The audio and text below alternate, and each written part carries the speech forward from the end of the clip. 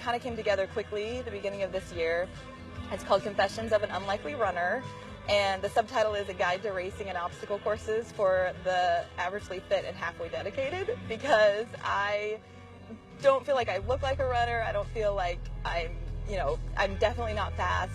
So it's kind of my way of encouraging other people who feel like they can't really be a runner or they can't finish a race because they're not thin enough or not fast enough.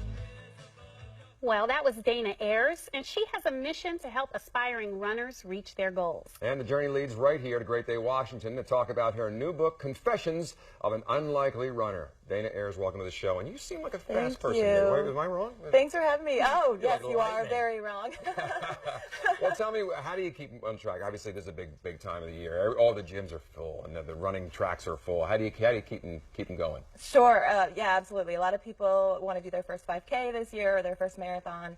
And I wrote the book because I call myself a back of the packer, and I think a lot of people can relate to that because people feel like running community and racing is all full of these super skinny, super fast, crazy people. And it's not. There's people of all paces. There's people of all shapes and sizes.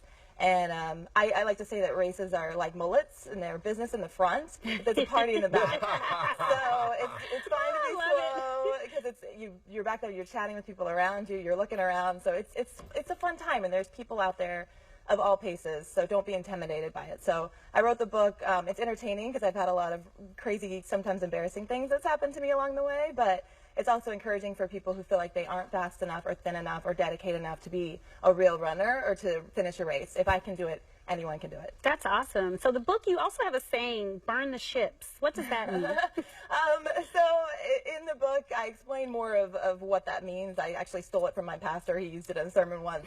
But the point of it is that you cut off your retreat options.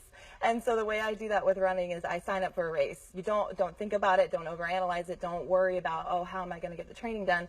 Just find a race you want to do, hit the register button, and first, you're paying money. So I found that when you put money down for something that you're a little more dedicated to it. Second, it gives you a goal, and the training falls into place after that. Once you get that target, it really helps you lock in, and then you hit the trail more often because you've got something to work towards. So you have to make a decision, though. You can't just think about it. You've got to cut off your retreat options at some point. Can you make it fun, though? Burn the ships. A lot of people want to make it fun. Training is a drag. I apologize if it offends anybody here. You're right. How do you make it fun? Absolutely. No, it is. The struggle is real, but the benefits of running and racing far outweigh the struggle. So I have to use tricks to get myself to keep training. One of them, I'm holding it. I have a chapter called Tricks, Floss, and Zombies, and so I use weird tricks to get myself out there. And one of them is I find floss sticks. I don't know why. But for some reason, I started seeing these things everywhere, including on my runs. So I started posting it on social media, and my friends started seeing them everywhere too. And so then it became this like weird connection between me and people all over the world, and people would find these floss sticks and send me pictures, and it's kind of like a reminder that we all need to start running. And so when I struggle in a run now, I'll distract myself by looking for floss sticks. So that's interesting and disgusting all at the same time. It is disgusting. I wish I got $20 bills instead of floss. It's the other people. Exactly. Don't litter, but I do. I look for cigarette butts, so it's kind of like this.